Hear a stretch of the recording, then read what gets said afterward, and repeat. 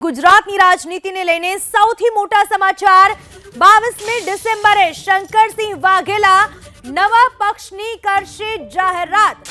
Prajashakti democratic party નામના પક્ષની કરશે જાહેરાત। શંકરસિંહના નિવાસસ્થાને આજે મળેલી બેઠકમાં લેવાયો નિર્ણય। શંકરસિંહે પોતાના વર્ષો જૂના સમર્થકો સાથે યોજી બેઠક। ગાંધીનગરના અડાલજમાં બાપુએ બોલાવ્યું મહાસંમેલન। 22મી ડિસેમ્બરે એટલે કે અંદાજે 1 મહિના બાદ શંકરસિંહ વાઘેલા નવા પક્ષની જાહેરાત કરશે, જેનું નામ રહેશે પ્રજાશક્તિ ડેમોક્રેટિક પાર્ટી।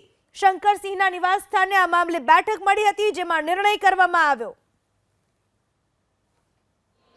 ગુજરાતના પૂર્વ મુખ્યમંત્રી શંકરસિંહ વાઘેલાના ગાંધીનગર સ્થિત નિવાસ સ્થાને ફરી એક વખત આજે હલચલ જોવા મળી। ઘણા સમયથી વસંત વગડામાં શાંતિ જોવા મળતી હતી, પરંતુ આજે બાપુના વર્ષો જૂના ચુસ્ત સમર્થકો અને ટેકેદારો ફરી એક વખત જોવા મળ્યા। જે પ્રમાણેની માહિતી મળી રહી છે એ મુજબ શંકરસિંહ વાઘેલા ગુજરાતમાં સ્થાનિક સ્વરાજ્યની સંસ્થાઓની ચૂંટણી જાહેર થાય એ પહેલા નવો એક દાવ રમવા માટે તૈયાર થયા છે। આજે ટેકેદારોની બેઠક બોલાવી હતી અને 22મી ડિસેમ્બરના રોજ ગુજરાતની અંદર નવા એક રાજકીય પક્ષની જાહેરાત શંકરસિંહ વાઘેલા કરવા માટે જઈ રહ્યા છે। તેનું નામ હાલ પૂરતું પ્રજાશક્તિ ડેમોક્રેટિક પાર્ટી રાખવામાં આવ્યું છે। 22મી તારીખે અડાલજ ખાતે એક મોટું સંમેલન બોલાવવામાં આવ્યું છે અને આ સંમેલનની અંદર શંકરસિંહ વાઘેલા કે જે ન માત્ર ગુજરાતની પરંતુ દેશની રાજનીતિના અઠંગ ખેલાડી છે, ફરી એક વખત તેઓ સક્રિય રાજકારણમાં આવે તે પ્રકારે જાહેરાત કરશે અને આ તેમનો પક્ષ ગુજરાતની આગામી